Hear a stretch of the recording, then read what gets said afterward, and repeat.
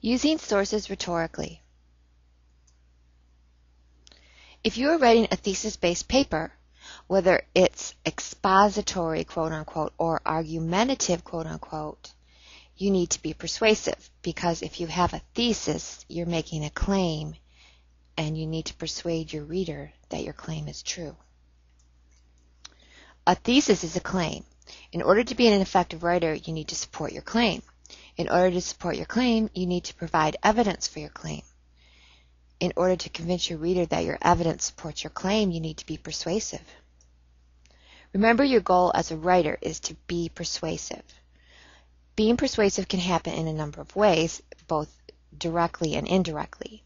Your ethos can make you persuasive as a writer, so the personality that you create on the page, your credibility as an author, this can make you persuasive. The use of pathos or emotion in a paper, it can make you persuasive as well. Of course, if you overdo it, it doesn't work as well. The clear logic of your argument can make you persuasive. So does your argument make sense? The neatness, grace, and clarity of your presentation contributes to your ethos. So if the paper or the essay doesn't appear neatly and gracefully and clear, it can make you less credible as an author. So if you forget to spell check, for example, that's read rhetorically by your reader as, this person might not be worth listening to. They weren't considerate toward their audience. It may have been just forgetfulness on your part, but the reader doesn't know that. So these little things can actually add up to help or hinder your persuasiveness. Your use of citations can actually make you persuasive. Citing a source to back up a point sends a message to the reader. It tells the reader you, the writer, aren't the only one who thinks so. It tells the reader that you, the writer, know how to research a topic. You're a smart person. You know how to do research. It tells the reader which alliances you hold. So the way that you cite, or who you cite, or what you cite, it reveals something about you. So if you didn't do it intentionally, then the reader is constructing an identity for you that you may not have intended. My example I used in the face-to-face class is, say that I was writing a paper, and as my source of authority, I just found something on the web written by Sarah Palin, and I cited it. Now, obviously, there's a lot of controversy about her as a credible source of authority for information, and so she also has really clear and some would say extreme political views. So if you cite her to back up a point, then your reader is going to interpret that first of all you align yourself with her politically, possibly, and or that maybe what you're saying isn't really true, because if that's the only source you have to back it up, it doesn't really, it's not very convincing. So thinking about your use of sources that way, it isn't just a matter of you have to have X sources in the paper in order to get a passing grade. If you're really trying to improve your writing, you can think about the way the people or the elements or the organizations that you cite and the interpretation that your reader is going to make about what you choose to cite.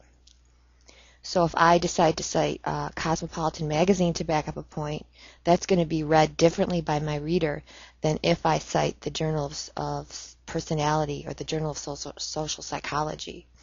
So one is a peer-reviewed journal that's situated in a certain discipline, and the other one is something that you can buy off the rack in Walmart. It's not just a matter of credibility, but it has to do with your alliances. So what are you lining yourself up with rhetorically with your use of citations? It also can tell the reader how heavy your statement is. So how much weight does the claim that you are making have? This is an example from a manuscript that I'm working on right now. Research clearly shows that even with blind reads, readers construct the author with whatever indicators they have available to them. And then I have a list of citations. Now, in freshman writing, normally, you aren't expected to have it's called a string citation. But I have on occasion had students have make a claim and then have two sources cited in the signal out. So it's something to consider that you might want to do rhetorically.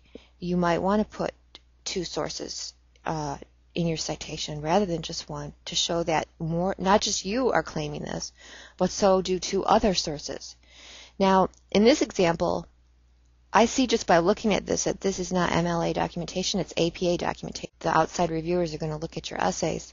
They're very practiced in citation styles, so if they're seeing ampersands and years in citations, then immediately they're reading that as APA documentation, and the requirement is MLA. So let me show you how different they look. This is APA, and this is MLA, right? This is APA, and this is MLA. And it's really obvious if you're practiced at this. So just take care in your documentation to do it properly.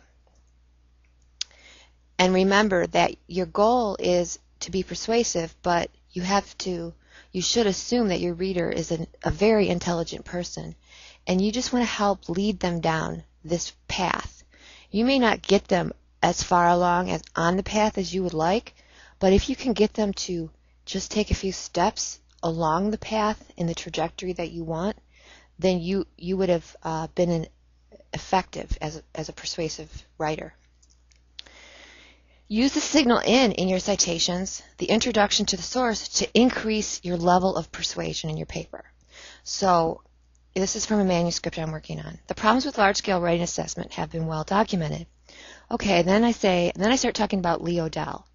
Now, it isn't several sentences down till I actually quote something, quote from some of Odell's ideas. So I'm prepping the reader for my citation by telling them all about how brilliant and important this particular source is. This is the way that you can make the documentation that you're required to do in your papers. Use it in multiple ways. Use it to be more persuasive. And to do that, you need to build up your sources for the reader. Now, I was writing this particular manuscript for an audience that may not have known who Lee Odell was, but in a smaller community, like in the discipline of rhetoric and writing, everyone knows who Lee Odell is because he's like one of the fathers of rhetoric and writing.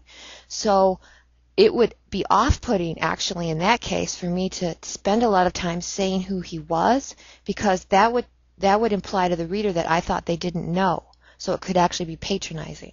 So you really need to think about who your audience is. And say, for example, in the external review at the end of the semester, you wouldn't spend several sentences prepping your reader for a citation that, a quotation from Obama necessarily. You wouldn't spend a lot of time telling us that he is currently the president, because that would be condescending towards your reader, because we already know that. So the way in which you introduce your source needs to be tailored to the specific audience that you're working with. And I had said earlier, in order to support your claim, you need to provide evidence for your claim. In order to convince your reader that your evidence supports your claim, you need to be persuasive, right? So here's a claim in my manuscript that I'm currently working on. The problems with large-scale writing assessment have been well documented. I say that. Now, what I should not do is in the next sentence move on to a different topic. I've just kind of thrown this claim out there, and I have offered absolutely no support. So my support is that I'm going to cite something from Eliot's book, A Social History of Writing Assessment, and I'm also going to talk about what Lee Odell says about it, and he's a very famous person in this particular discipline.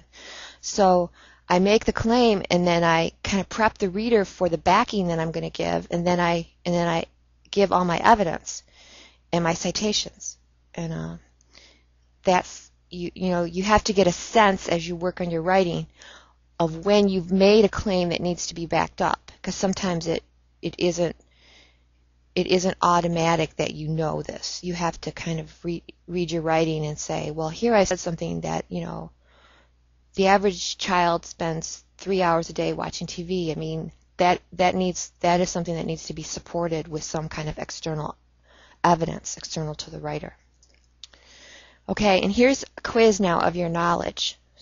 Which of these statements, in your opinion, would be more persuasive? All of them are functionally accurate as far as signaling in, signaling out, and being proper MLA documentation and so on.